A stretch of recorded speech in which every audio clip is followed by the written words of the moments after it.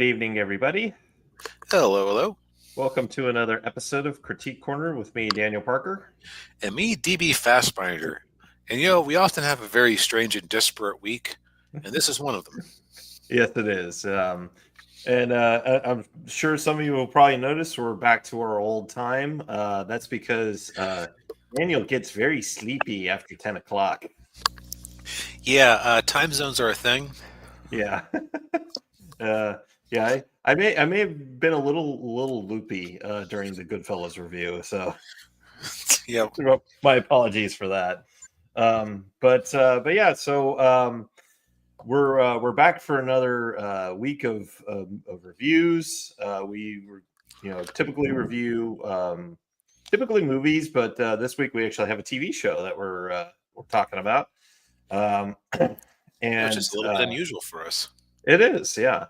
But we also have a really good classic movie review.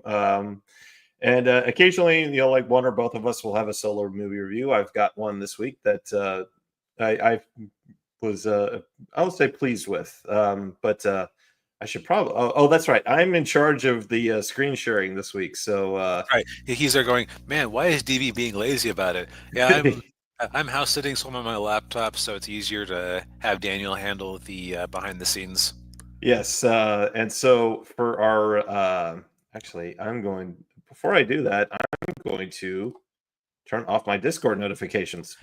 Probably a good idea. But for our first movie review, or I should say our TV show review, we did Creature Commandos. Creature Commandos. Yeah. This is the first product or content that's been produced under the new regime at DC, headed by James Gunn. He is, of course, the writer and basically showrunner on this. Right. And so, first off, it is technically part of that continuity, but it's got a weird place because my understanding is that they started working on this under, I don't even know what to call that, the just dump it era of the Snyderverse. Yeah. Yeah, like with Aquaman 2 and The Flash and Blue Beetle, Right. all that. Yeah. Right. This is supposed to be in continuity with Peacekeeper and The Suicide Squad and the original Suicide Squad movie in a technical sense. Because I remember when I heard about this, I said, okay, this kind of sounds like James Gunn's wheelhouse because it's a bunch of obscure comic book characters that basically nobody but him would have ever heard of. Yeah. Um, and they get to go out and have some crass adventures. I mean, it'll be interesting. It'll be interesting to see what he does when he isn't tied to the old Suicide Squad continuity. Yeah. Little did I know, this is basically Suicide Squad 3, or actually, no, this is more Suicide Squad 3 than Peacemaker 2, because Peacemaker isn't in the first 2 episodes, at least. Right. Yeah. Yeah. We were talking about this before the show. I'm like, wait a second.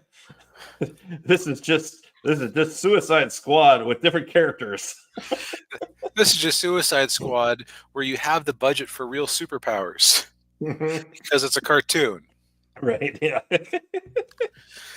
But yeah, so the plot of the show revolves around Circe, who is a from Themyscira.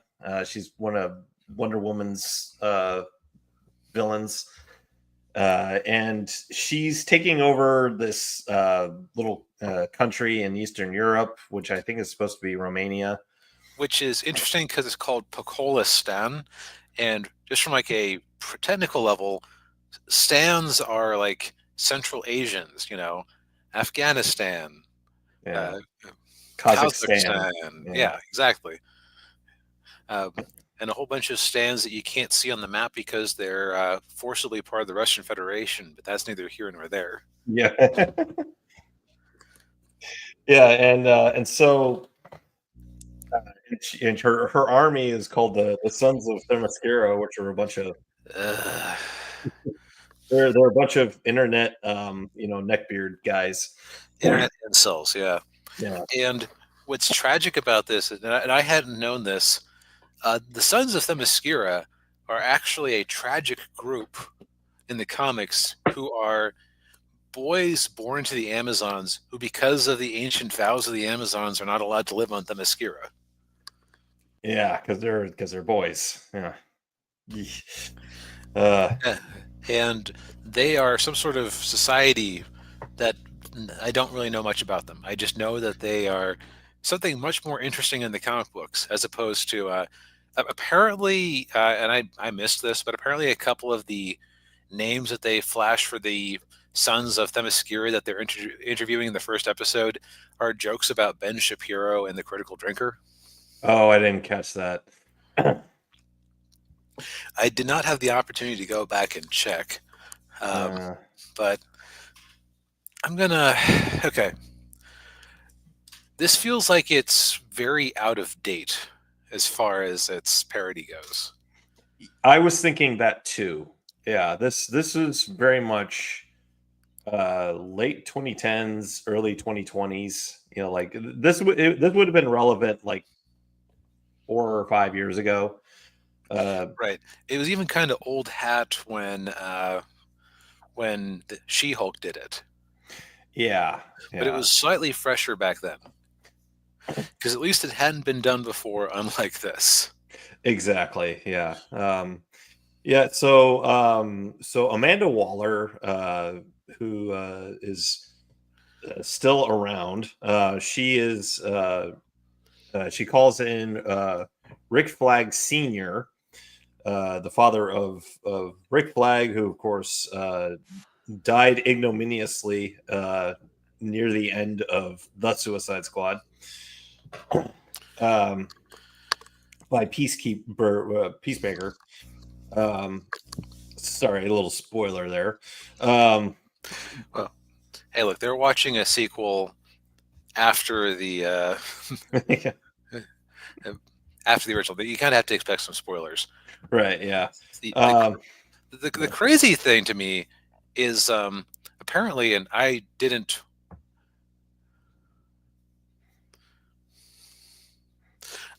Okay, so I decided to pull up the episode just to see what the screen names were. Yeah. No Soy Boy 86. Then we have Critical Skeptic Facts Over Feelings. Okay, that's why it's a combination of Ben Shapiro and Critical Drinker, and a little bit of skeptic. Sounds like when the skeptic community back in the 2010s. Right. Okay, sorry, I distracted things. But apparently, at the end of the season, which I only watched a couple episodes of Peacemaker before I decided that I didn't like the tone or the characters or the events or really much of anything about Peacemaker. Apparently, at the end of that one, they declared that the government shut down the whole Suicide Squad program. You can't use human being like this anymore. Right, and so Waller gets around that by recruiting non-humans with superpowers. So I have to call BS slightly on at least a couple of them, like the Bride. The Bride you can make a case for because the Bride, who is literally the Bride of Frankenstein, she is arguably legally dead, being a corpse, reanimated corpse and all. So I could see that giving her some wiggle room. The one I call BS on, what was the name? Dr. Photon? Phosphorus? Phosphorus, that's it. Dude is as human as a lot of other mutant characters in the DC universe, considering he is a mutated human. Yeah. Unless there's some loophole that we're not we're not taking into account. Yeah, I guess Weasel, who apparently was the only character. Wasn't he? He was part of the initial squad in the Suicide Squad. Right. He was the only one who survived. Oh, is that right? Well, he's here. So Yeah. And they said he survived. So. Well, yeah. Well, I'm trying to remember if Idris Elba's character survived or not. Well, he was only one part of the initial squad besides Harley Quinn who survived, like the cannon fodder squad who they killed off in the first scene. Right. Yeah. Yeah, and so Waller sends Flag and the Creature Commandos to, what was the country called again? Pakistan. Yeah, so they have to protect the royal family from Cersei, and that's because Pakistan has a lot of oil in it that apparently they're not using for some reason. All right, let's kind of go through who we're looking at here. Okay, so we mentioned a couple of the characters. And we'll just give you what we know of them from the first 2 episodes. Apparently, a new episode dropped today, but we did not have time to watch the 3rd episode before doing this review. Right. Okay, so Dr. Phosphorus kind of looks like Blight from Batman Beyond, actually. Yeah. He looks like a skeleton in a green aura who's constantly emitting some sort of low-grade radiation. Yeah, and I'm trying to. He might have been in Justice League Unlimited, or in one of the other DC animated movies, because he seems familiar to me. Right. Here's the thing. It definitely wouldn't be his personality cluing you into him, because he is a couple of jokes. Yeah. Like he basically, it's like, oh, I'm smiling, but you can't tell because I'm a skeleton man. Yes, and that's the joke. That's the joke. Yeah. You suck. You suck, McBain. Yeah. Played by Alan Tudyk or Tudyk. I'm never sure how to pronounce his name. I think it's Tudyk, kind of like tunic. That makes more sense. But he's great for this type of role because he's good in Resident Alien. Whatever else I think about that show, he's solid. Yeah. He also plays, what was it, GI Robot? Oh no, that's that's right. It's Sean Gunn who did double duty. Yeah, Sean Gunn, who's James Gunn's brother. He's GI Robot and Weasel. Weasel, he is an animalistic guy who they love to joke about how he ate a whole bunch of children. Yeah. Well, it's James Gunn. He's made some jokes about children in the past that I'm not going to repeat. Got him in trouble. Yeah. He got him in trouble. Yeah, got him fired, and and GI Robot is a holdover from World War II, and his one programming is to kill the bad guys from Germany in World War II. He's probably the funniest character to me, just because he is just very much like, it has been approximately 73 years, 5 months, 4 days, and 15 minutes since the last time I got to kill bad guys from World War II. Yeah. Do you have any bad guys from World War II I can kill? Yeah. Excuse me. Yeah, there's one scene where he's like, "Are these the bad guys from World War II?" Yeah, they're the bad guys from World War II. Oh, okay.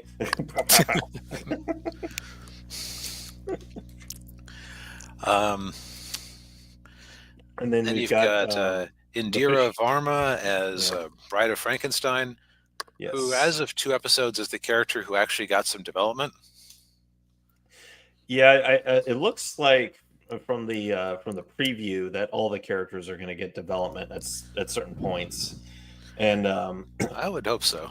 Yeah, and the Bride, we learn more about her, that that's of course the country where she was created, and you get more of the backstory where she was made to be the creature's wife, right, to be Frankenstein's wife, but she fell in love with Dr. Victor Frankenstein, which was honestly kind of gross, just because he's basically her father. Yeah.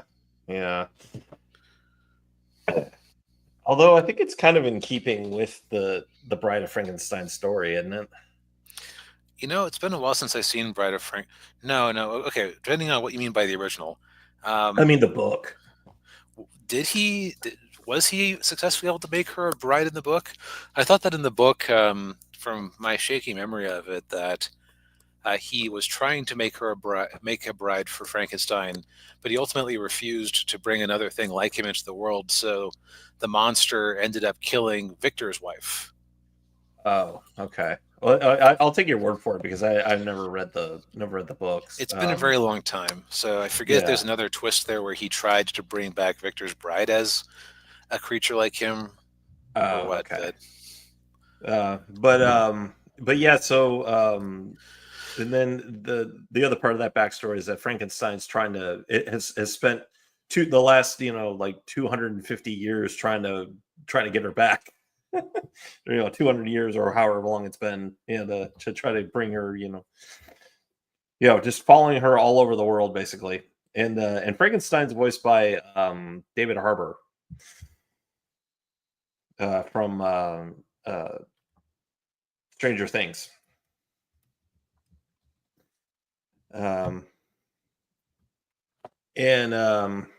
He's all over the place lately, isn't he? Yeah, he is. Yeah, he's been getting pretty steady work. So then we've also got the fish girl, played by Zoe Chow. Yes.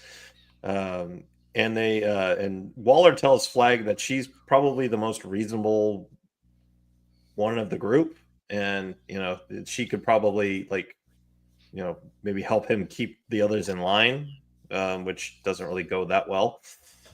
No. The way I'll describe her character. Okay, so it occurs to me we kind of brushed over some of the other characters here. That's okay. No.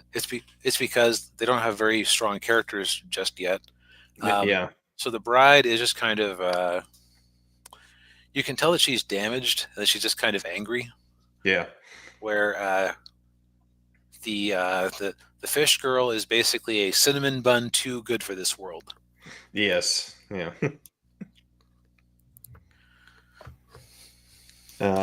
Yeah.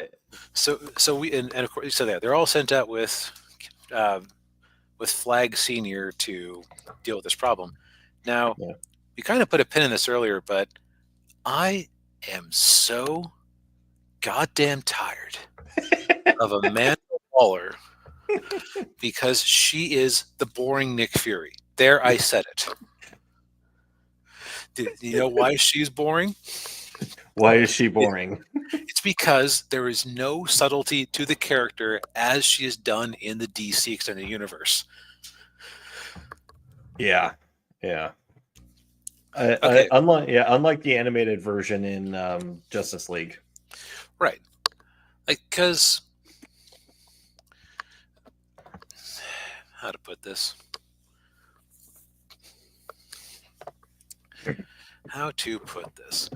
Okay, let's go to Nick Fury from the MCU, just as the most classic, as the most comparable example.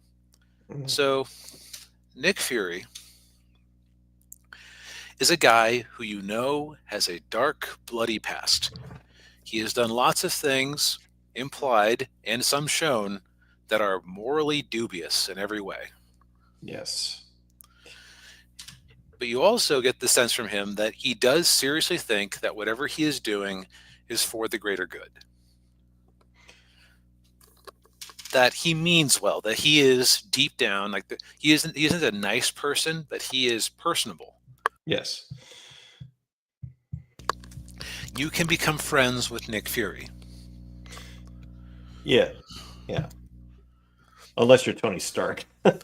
Right. Well, that was Tony's decision. Yeah. Amanda Waller is just she is like a parody of what a deep state operative is like. Is the way I'll put it, because in this and with the Suicide Squad Isekai that I realize I have not heard a single thing about since it initially debuted. I haven't either. I think I think they finished the first season, I believe. But yeah, I haven't heard anybody talking about it. Like nobody posting about it on Twitter or anything. Yeah. Like everybody, when the Penguin ended, and we still need to go back and at least I need to go back and watch that at some point. I do too. Yeah. When the Penguin ended, I heard people saying, "Oh yeah, Penguin ended well. That was a really good show." People think that they can fix what's her name. Yeah, Falcone. Sophie Falcone. Yeah. People used the Penguin as a good example of how to write a villain protagonist, where he is still basically a villain, but you are curious to see where these things are going. Yeah. There is no curiosity with Amanda Waller because she is just outright villainous in a boring way. Because like in this and the Suicide Squad Isekai, what's her motivation? Natural resources. Yeah. Yeah. Because that is so interesting. Yes. And for that matter, I guess you could argue, oh, she's just being blunt because she's talking with General Flagg, who knows what's up. Yeah. I'm sorry, but it seems to me that if I'm trying to motivate an honorable soldier, I'm not going to say they have a bunch of oil that has gone undeveloped because they're a backwards country. I'm going to say, like, there are ways to gussy that up to sound good, so the honorable soldier guy who you are employing to run herd on your operatives can feel good about himself and what they're doing. Right. Yeah. Because, and this is kind of amazing that they're burying the lead here, they are being invaded by a bunch of what would amount to terrorists led by an Amazonian sorceress who is presumably a Wonder Woman grade threat. Yeah. Yeah. And the other thing that occurs to me, actually, now I think about it, what's stopping you from inviting Wonder Woman? Like, does Wonder Woman not know what Cersei is up to? Yeah. Yeah. Why is this a secret? You have people who are on the news, and this isn't like a secret opera or anything like that. They're interviewed by news media saying, "Oh yeah, we represent Themyscira, that island that Wonder Woman is from." Batman or somebody's going to ask, "Hey Diana, do you know anything about this?" Yeah. Presumably, yes. That is what would happen. But that's enough. That's enough fanboy rage over me being very tired of seeing the same Amanda Waller and everything. Yeah. Because it's also feeling a little bit of dead air right there, because on an objective level, not a whole lot happens in these two episodes, despite the fact that the Bride has a knockdown, drag-out fight with Cersei. Yes. Yeah. Which you pointed this out, that it looked like she was flying, but I don't know if she was flying or if she was just like falling. Yeah, well, there was like a few frames of there where it looked like the momentum was wrong. Like she had suddenly changed direction in midair, like an anime character or something. Yeah. When the Bride isn't shown to be able to fly, but like flight powers would be the only thing that made sense, but the animation didn't quite look like flying. Yeah. But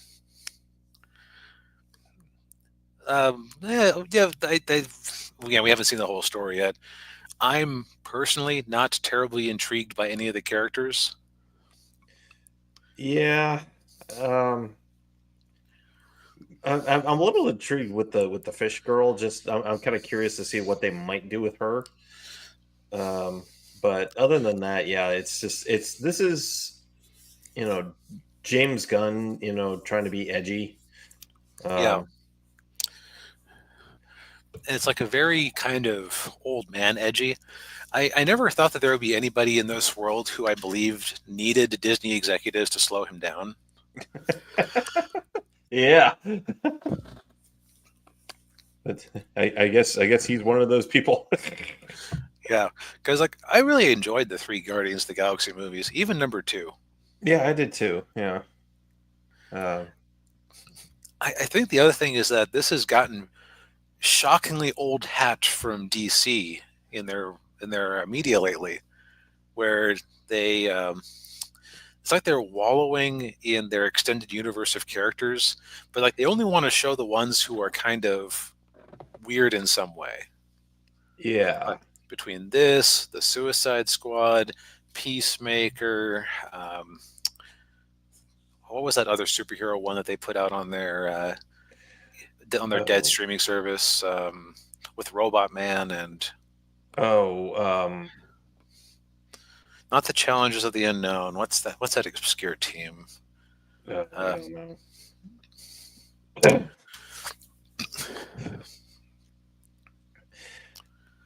I can't, it's one of those things where I would know it as soon as I heard the name and go, why couldn't I think of that? Yeah. Well, you also had Kite Man and Harley. Oh Harley yeah, I Quinn. completely forgot about that Kite Man episode we tried an episode of.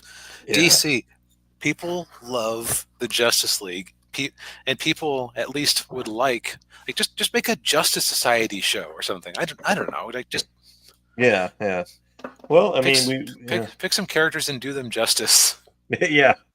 Well, I mean, we've got James Gunn's Superman movie coming out next year or the following year? Yeah, I am crossing my fingers that this is the way it is because it was designed specifically to be a sequel, and it's ended up being the launch pad for this new universe by accident. Yeah. And it's also, I'm going to be frank here, it's an adult animated comedy action show. That's the follow up to Peacemaker was successful as far as TV shows go, but it's also the sequel to a bombed Suicide Squad movie. It's like, Yeah. how much is the average public person going to know about this one going into Superman? Probably not that much. Yeah. Right. So I think this is just James Gunn playing in a wheelhouse I don't like to watch. Yeah. Oh, the other thing, I don't know that I'm going to go back and watch more of this. But okay, so they meet they meet the princess of the kingdom. Yeah. That they're helping out.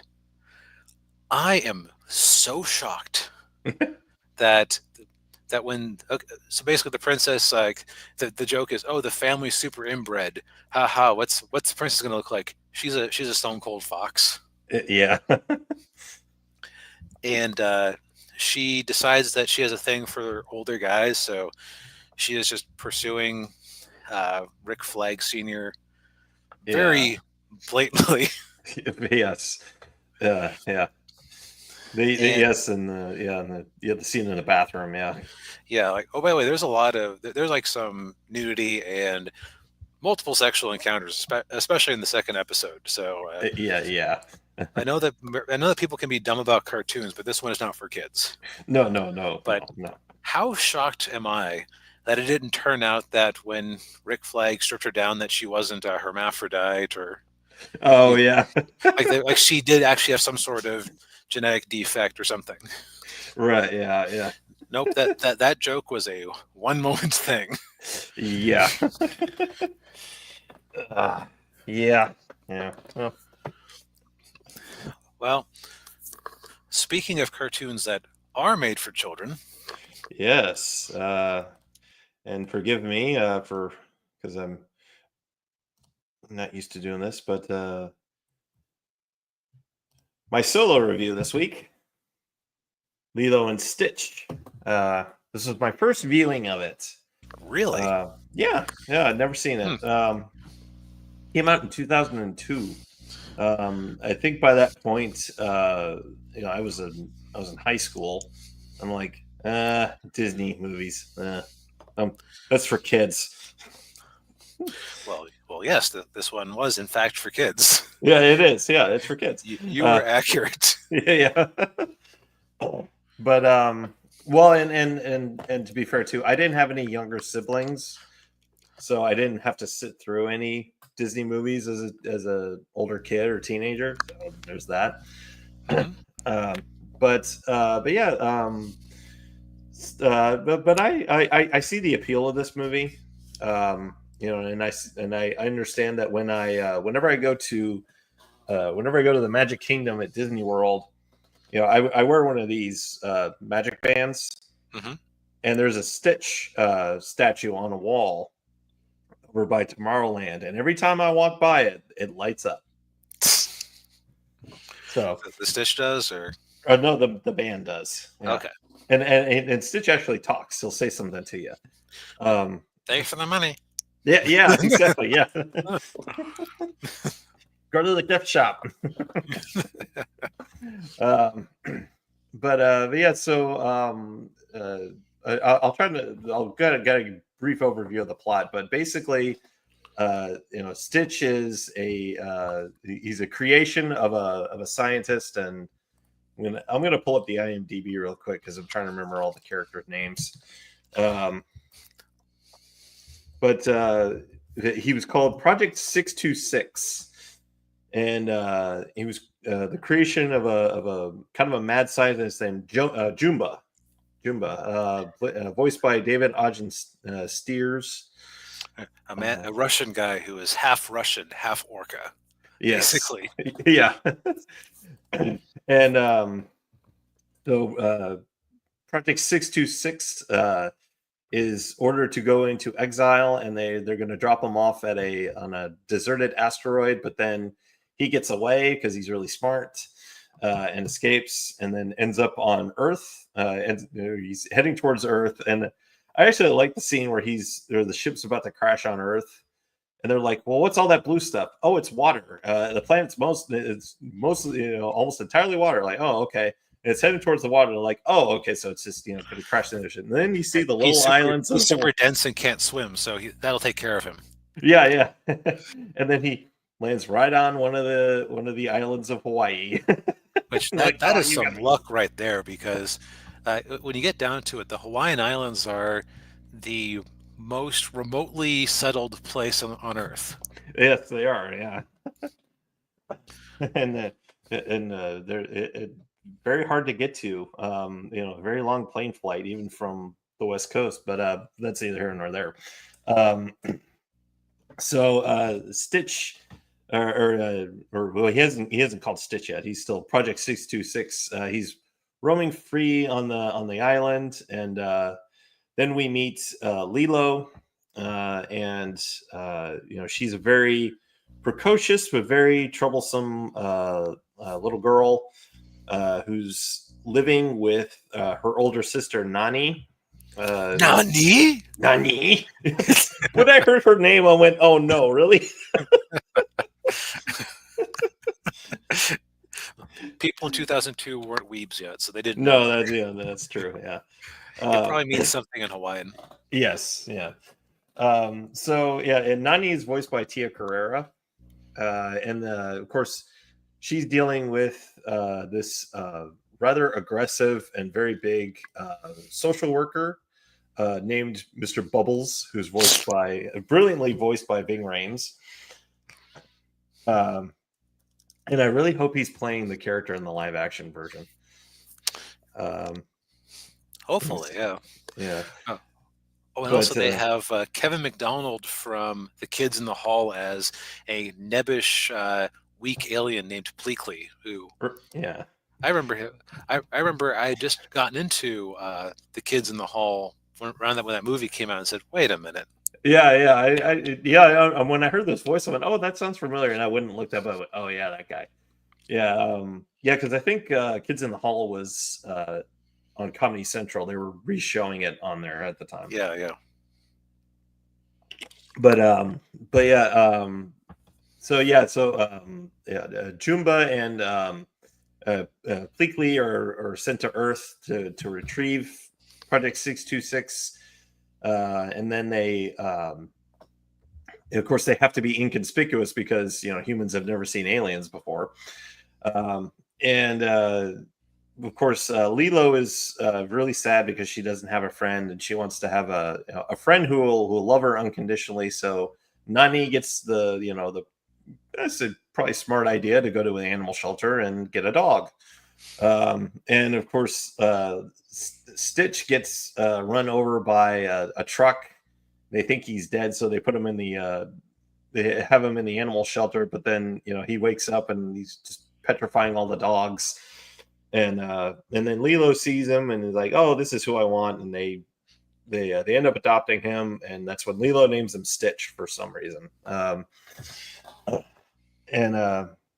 So basically, the rest of the movie is just the Stitch, being Stitch, and he wants to, because he's been basically programmed or trained to just cause death and destruction, and go through cities and just completely annihilate them. But of course, they're on this little island that doesn't have a city, and right, he has nothing to work against.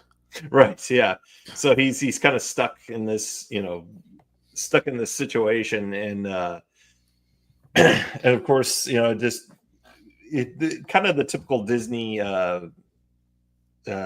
antics, I guess is the word I'm looking for. The typical Disney tropes that you see, where he starts hanging out with Lilo and Nani, and then he becomes basically becomes a part of the family, even though he's off, a little weird.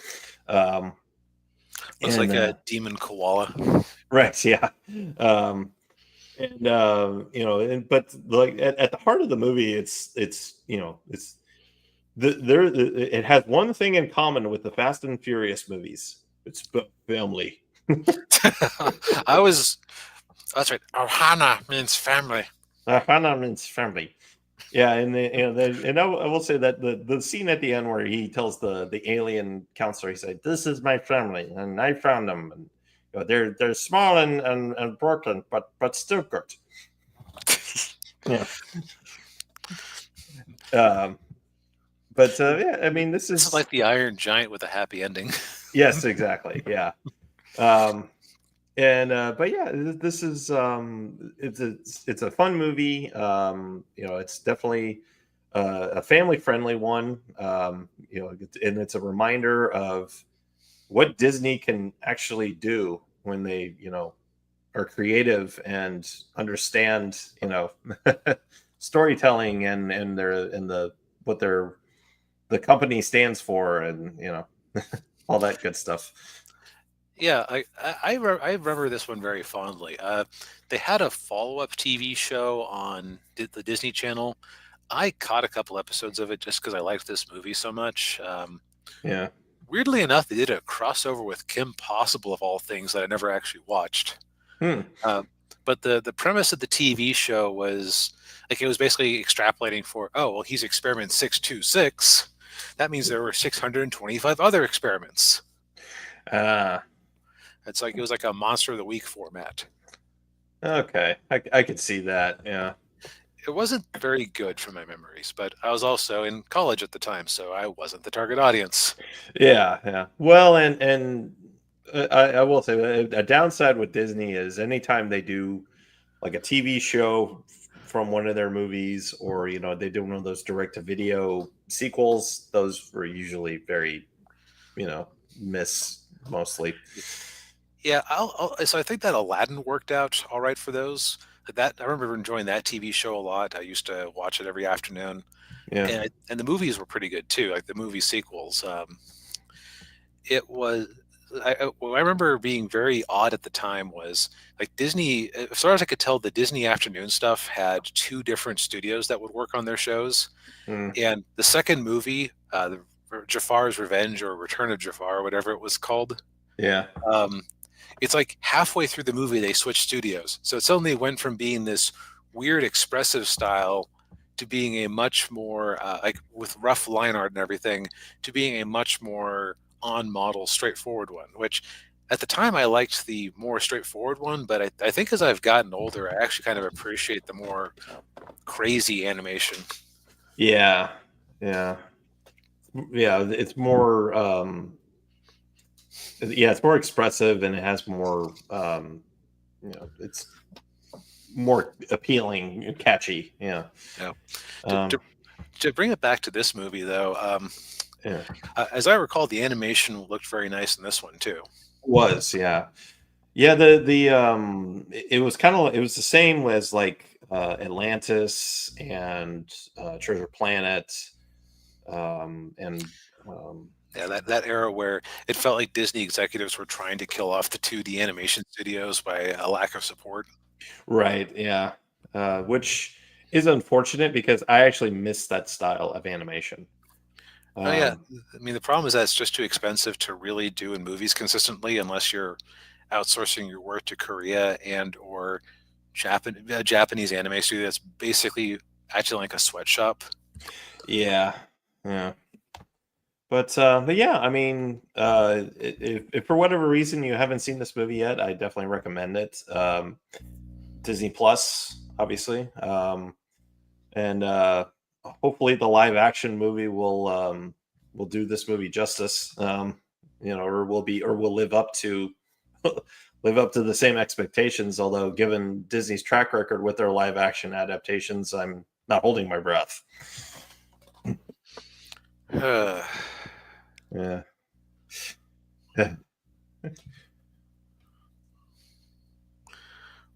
Well,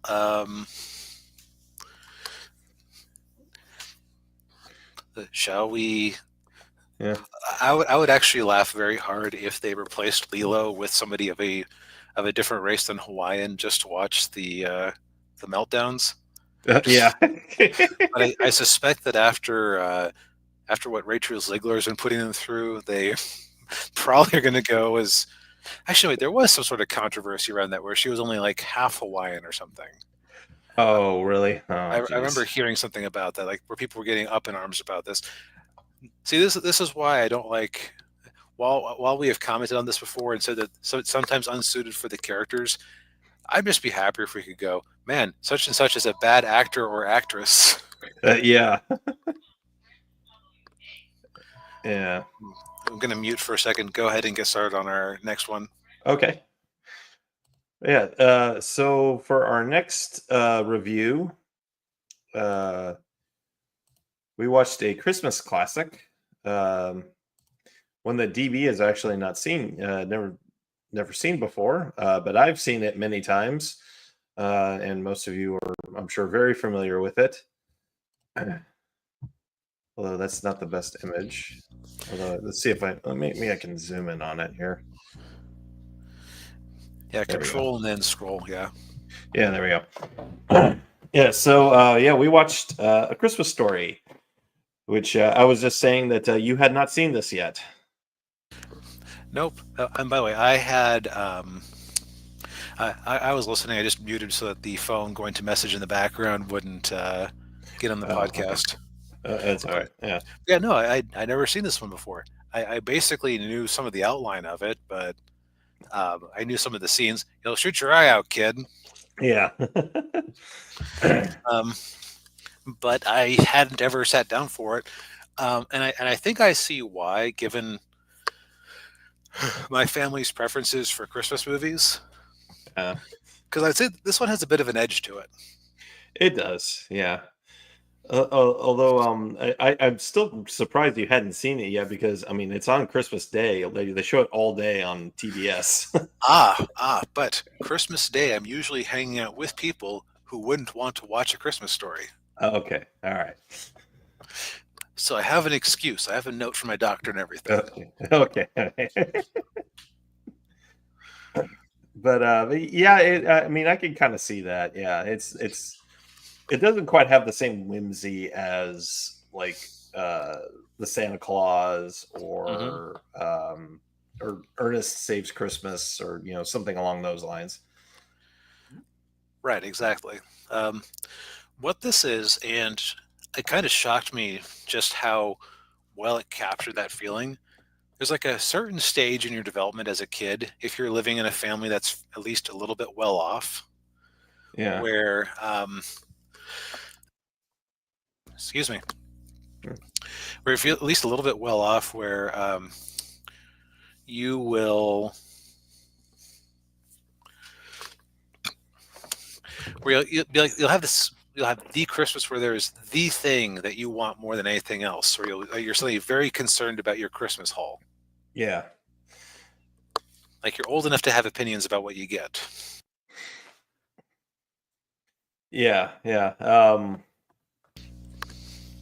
For our generation, it would be like, oh, I want a PlayStation or an Xbox or Right. yeah. In fact, there was a straight to Max movie a couple years back called 8-Bit Christmas that was basically a Christmas story but set in the 80s about kids wanting to get an NES. Yeah. And Which actually, having seen this now, it's like, okay, maybe respect that movie is slightly a little bit less. Yeah. But yeah, so the basic overview of the plot is it's set in 1940 in Indiana. We got the Parker family, no relation. And you got the mom and dad, and then Ralphie and Randy. And Ralphie is 9, and I think Randy looks like he's about 5 or 6. That seems about right because he's very much a crybaby. Oh yeah, yeah.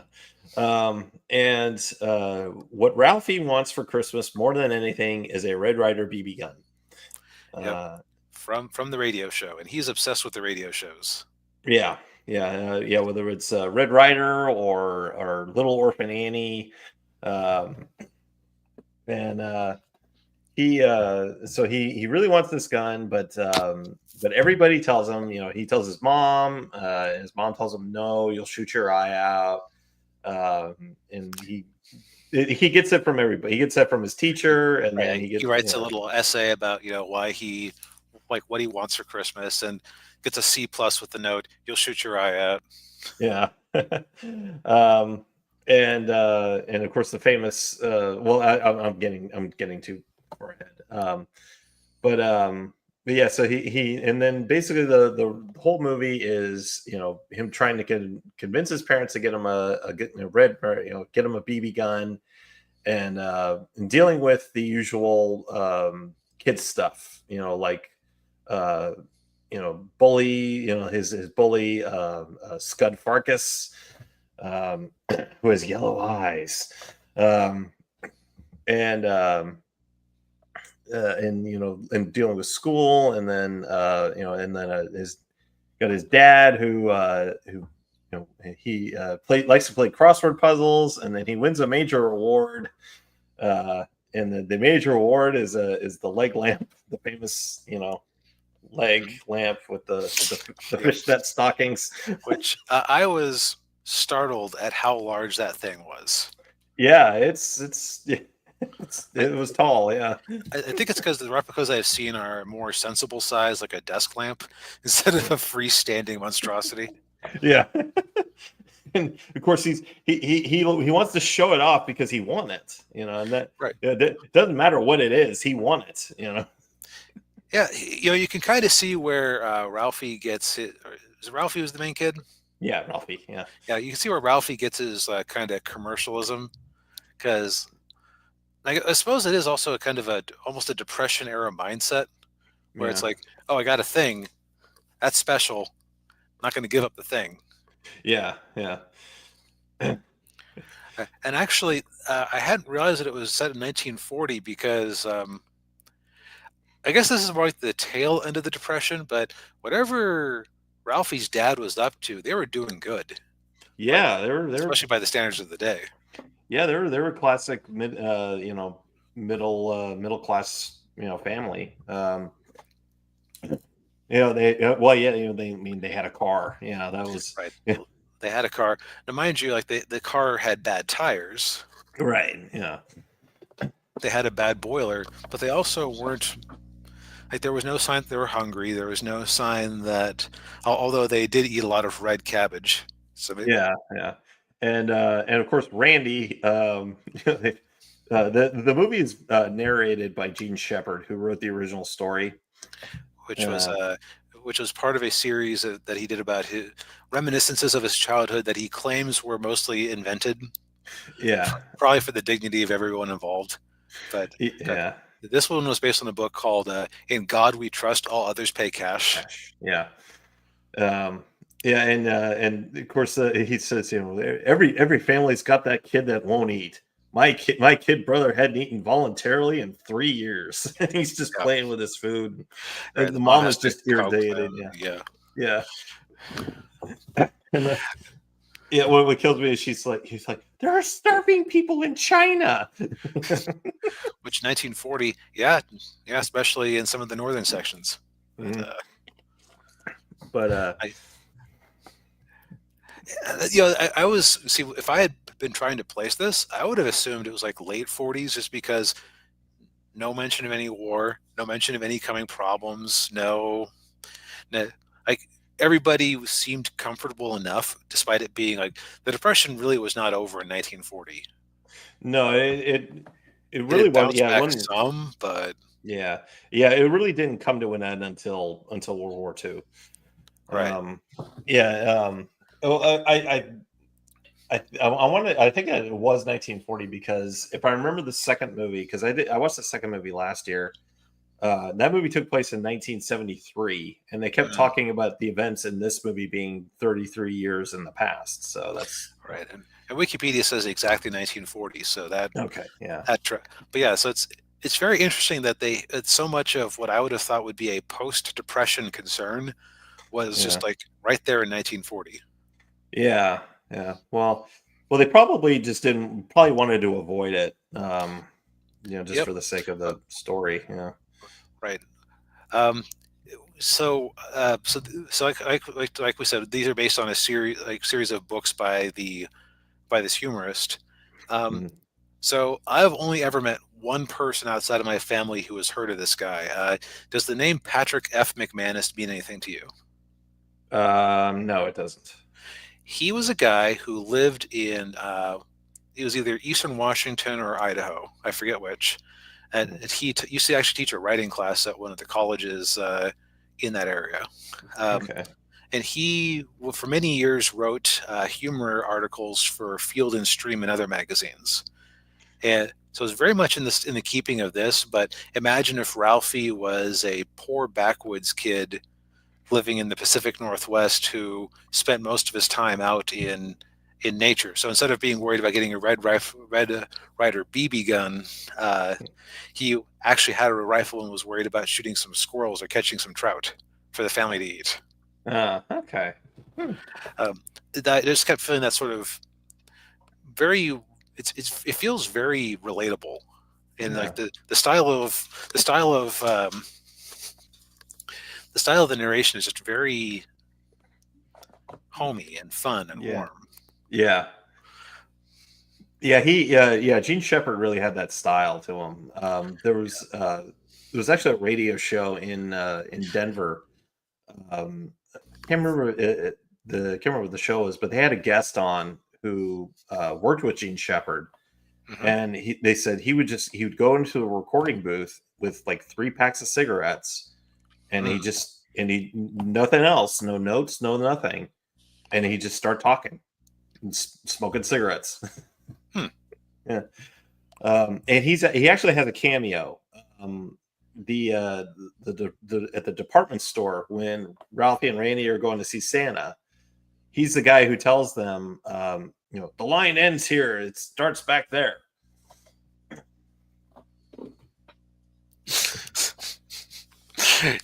Okay, so that's always kind of neat when they can work the author into it somewhere. Yeah, yeah.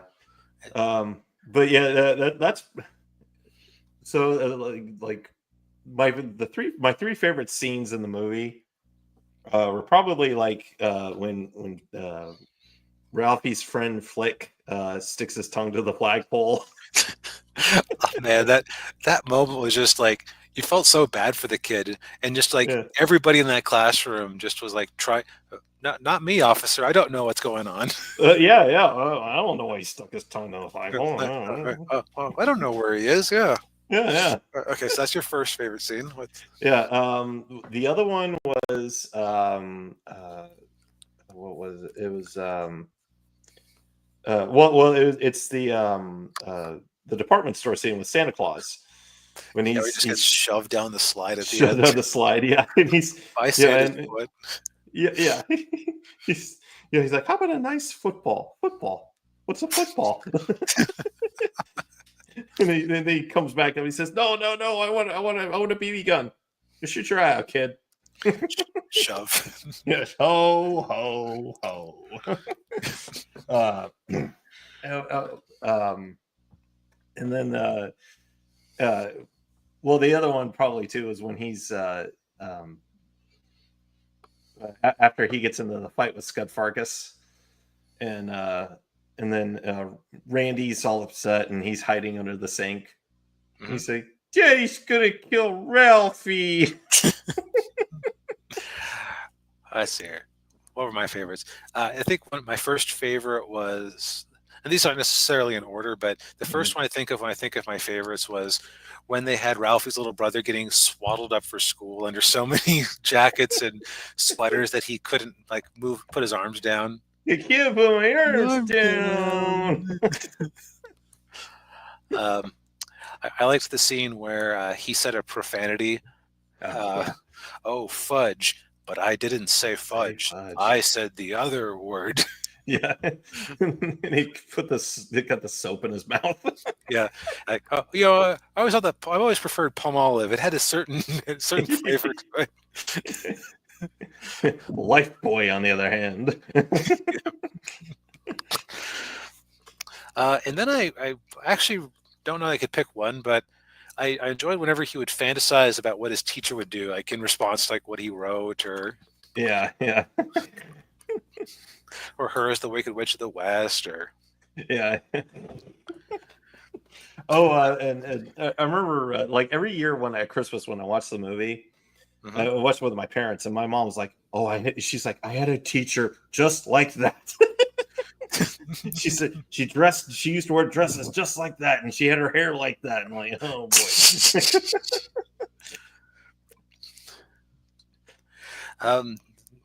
So I realized that if you hadn't ever actually seen the movie before, it sounds like we're jumping all over the place. That's because this is not really the only thing that makes this movie at all linear is the fact that they're moving forwards in time towards Christmas and seeing if he gets his red gun or Red Rider gun. Yeah. And one of the things I noticed, it actually took me, it didn't notice it until now. Everybody he tells, that he wants a BB gun. Yeah, they said, no, you'll shoot your eye out. But he never tells his dad. And that's kind of important because his dad's the one who gives him the gun, the BB gun. Right. It almost seems like his dad just gives it to him without knowing he wants it. Yeah, it seems that way, and my headcanon tells me that mom and dad were probably, before going to bed, they were probably talking, and then mom's like, Ralphie wants a BB gun. Can you believe that? And like, he's gonna shoot his eye out. He's gonna shoot his he's gonna shoot his eye out, and dad's like, oh yeah, okay. Yeah. Well, the dad had one similar to it when he was a kid, so he didn't see it as harmful. Right, yeah. Yeah, and so he's like, okay, well, Ralphie wants a BB gun. I'll get him a BB gun. Yep. Yeah, the dad it's a very old school father figure, whereas like he's a distant figure, but he interacts with them to help him out with little projects. But like he's also like a benevolent figure in a way that the mom isn't, because the mom is having to deal with the daily ins and outs of the children being ridiculous. Yeah. But the other thing that struck me is that this thing is in a lot of places animated like a classic cartoon. Yeah. Like some of the transitions are like, how for Looney Tunes they would do like the circle that suddenly contracts. Yeah. As a transition, or like a scene where he's like his fantasy scenes are always severely over the top and weird. Yeah. like the shootout scene, Right, where he's imagining fighting off a whole bunch of robbers. Yeah. Oh no, he's got a BB gun. Yeah. They did that in the second movie too, where he'd go into those fantasies. And now, did you see the second movie or did you see the third movie? Because there's apparently there are two sequels. So I watched. I guess it was the third movie. The one I watched was A Christmas Story Christmas. That's apparently the third movie. Okay, yeah, because there was a Christmas. There's a Christmas Story 2, which Uh, I've never seen that movie. I've seen clips from it, and it looks horrible. That's what I've heard. Yeah, they like what you were saying with the cartoonish, the cartoonish style that they would do sometimes. They took that part of it and really ratcheted it up, and like not just with the fantasy elements, but with like the performances of the actors. Like apparently like the kid, Okay. like the kid who plays Ralphie just really hams it up. But the A Christmas Story Christmas was the one that I watched, which that brought back all of the old cast. So it brought back Peter Billingsley here, who played Ralphie, and it brought back like the two, his two friends and his brother. Not his parents though, because Darren McGavin, I think, was the actor who played the dad. I think that's his name. It's he passed away in like the mid 2000s. Mm. Yeah, Darren McGavin, and the mom, they recast her. It was Julie Haggerty played the mom in that movie. By the way, speaking of the mom, the actress's name is Melinda Dillon. We've seen her boobs. Oh yeah, you mentioned that. What movie was that? Slapshot. That's right. Yeah. That's right. Like, Or because I mean, okay, even 10 years later, I remember thinking to myself, she's pretty cute. yeah. In sort of a bedraggled, has to spend home all day with the kids kind of way. Yeah. If I was married to a woman who looked like that, I wouldn't complain. Yeah. Nope. But and so I'm trying to think of this because I'm going to assume that most of the world is unlike me and has seen the movie before. So I'm trying to think of something deep and profound to say. Yeah. I think what surprised me the most, outside of the frequent cartoonish bits and the fact that the story wasn't very linear, is that there has never been a proper TV show based on these stories. Yeah, I don't think so. I looked it up. So there have been like some radio stuff. There's been some TV movies on top of this one, but there's never been and they had a pilot for a show that never was made. Okay. And I'm trying to think of why that wouldn't work, because this is kind of hilarious in my opinion. Yeah. And I could definitely see a sort of a Wonder Years style show like this working. Yeah. So I think if I had to theorize, maybe the Christmas one is the best of them. Like maybe the other incidents aren't as interesting. Yeah, that might be the case. Yeah. Also, it being okay, we mentioned that this movie has some edge to it. I think being set around Christmas and exploring people's feelings around the holidays might give it permission to be a bit more edgy than like if it was just Groundhog's Day. Yeah. Maybe people wouldn't be as enthused about it. Yeah, probably. Yeah. It's a moment in time. Yeah. And then the other thought that occurred to me is that, well, maybe they were afraid of having to do the Wonder Years, but as a more expensive period piece. Oh, yeah. Because pretending to be 1940 is more expensive in the 90s or the 2000s than pretending to be 1960. Yeah, that's true. Yeah, you'd have to find all the cars from that era and and the clothing. Yeah, only gets harder every year. Oh, yeah. I was impressed enough that they managed to make the mall look convincing, or that the whatever department store look convincing. Yeah, that was pretty. That was pretty cool. Yeah. I mean, I'm going to be mean and guess that they probably just found a space somewhere in the Midwest that was like a dilapidated industrial town that hadn't gotten facelift for a while because of the shrinking tax base. Yeah, probably. Yeah. I know the exterior of the house is in Cleveland, or Okay. not Cleveland. Was it? It might be Cleveland. I can't remember, but yeah, it's somewhere in Ohio. I think So maybe you're saying that it's not a real authentic Indiana experience? No, it isn't. Yeah, I know. 0 I out know. of 10. Yeah.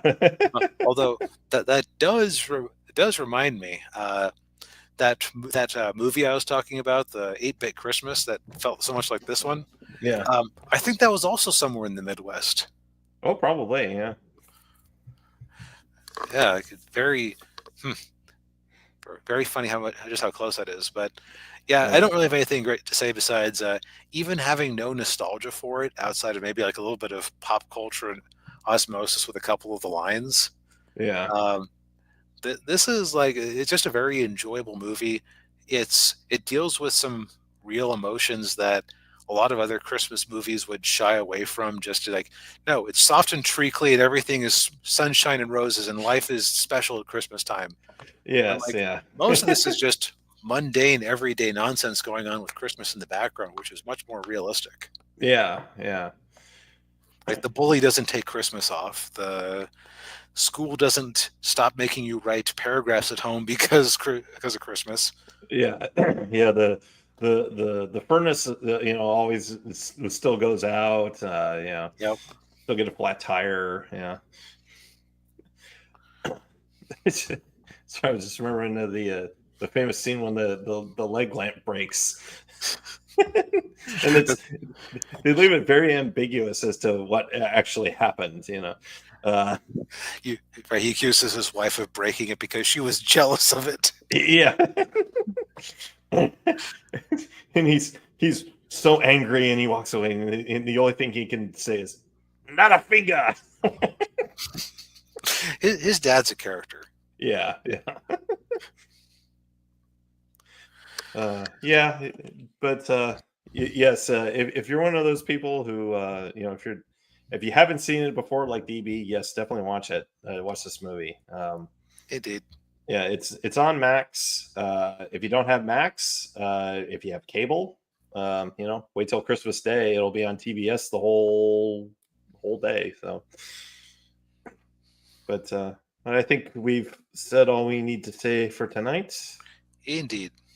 Well, thank you everybody for tuning in. We appreciate it as always.